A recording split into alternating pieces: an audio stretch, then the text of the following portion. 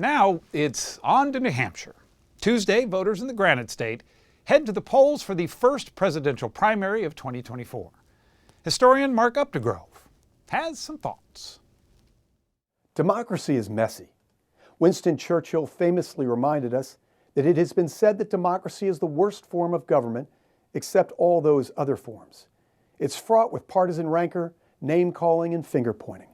That's especially true in a presidential election year, and even more so this year, given the fractured state of our union. And who could blame those who are turned off and tuned out? A recent study shows that 38% of Americans say that they often or sometimes avoid the news, due mainly to its depressing nature. Yet there has also never been a more important time to pay attention to what's happening in our country and to show up at the polls. In a democracy, every election counts. A government of the people, by the people, and for the people depends on the people.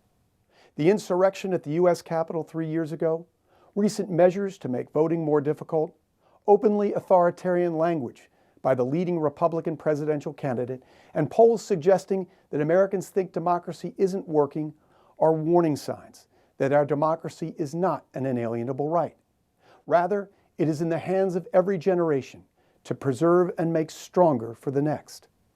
Last century, we fought 2 global wars to make the world safe for democracy.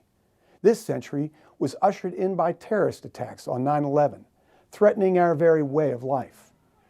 We overcame those challenges through our resilience and resolve to protect our liberty and democratic values.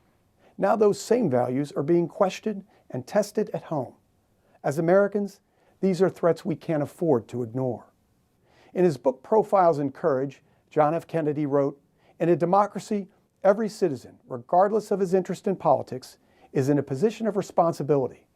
The kind of government we get depends upon how we fulfill those responsibilities. The choice of what kind of government we get is up to us, but we must elect to make the choice."